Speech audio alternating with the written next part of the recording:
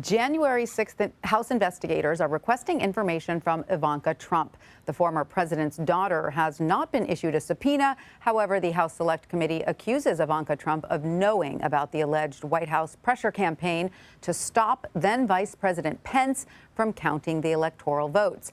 Meanwhile, the committee has received hundreds of pages of Trump administration records after a key Supreme Court ruling. The justices upheld an appeals court ruling and rejected former President Trump's effort to block the release of these documents Wednesday.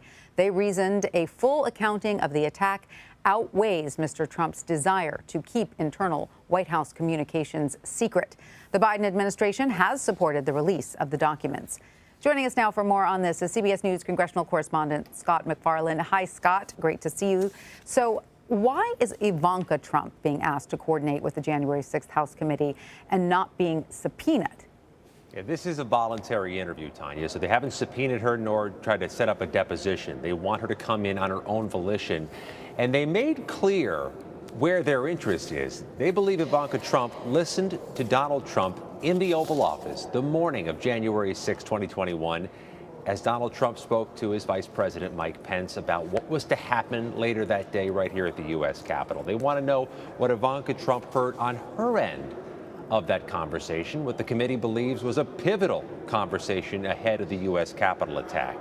They've asked her to show up, to speak, to be part of a meeting, but they haven't used that leverage we've seen them use with other pivotal Trump figures, like the former chief of staff, Mark Meadows, the former campaign manager and White House aide, Steve Bannon. The response will be interesting to watch, but also, we've seen this committee try to use both a carrot and a stick to encourage participation, and they said that it's worked in a lot of cases. They've spoken with a number of January 6 defendants. They say they've spoken with another bunch of key Trump figures by simply asking. The subpoenas have had mixed results. We've seen some people who've been subpoenaed simply refuse to participate. Some go to court to challenge them. One right now being prosecuted, Steve Bannon, for contempt of Congress for not following the subpoena. Let's see where the Ivanka Trump request goes if it remains a voluntary request, Tanya. All right, so what are experts saying they believe these White House records might reveal? They want to know what the conversations were. Who had the ear of Donald Trump before January 6th, and to a degree, after Election Day? Who was speaking to him? What was he saying?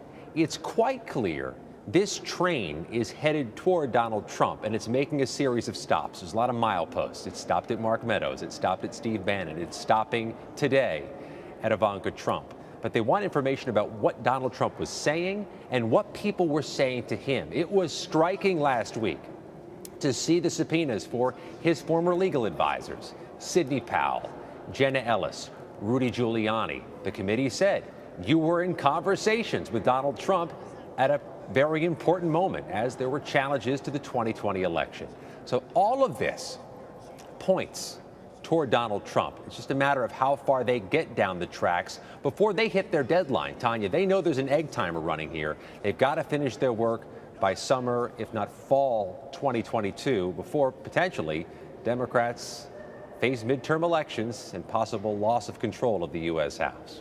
Right. All right. So what are the latest details, Scott, regarding the arrests of Oath Keepers in connection to the January 6th insurrection? We know you've been following this closely. Late today, a very important hearing, Tanya. It's actually happening at the federal courthouse in Arizona.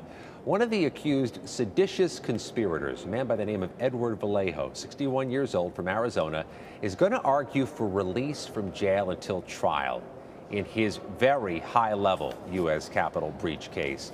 Vallejo is in pretrial detention right now awaiting this hearing, but here's what's striking.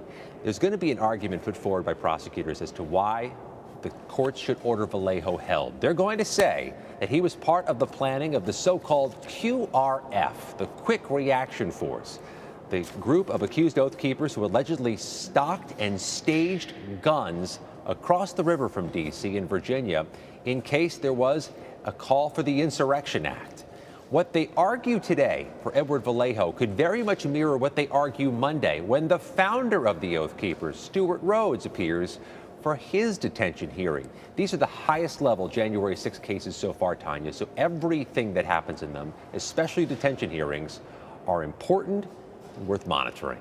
Absolutely, and we know you will be keeping a close eye on this seditious conspiracy case. But what else are you watching for in court today?